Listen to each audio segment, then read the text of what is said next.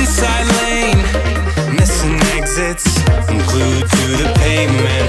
Between the lines, I'll keep my gaze straight ahead as the last stop flies by. No more waiting for the gun to fire, no more walking through revolving doors.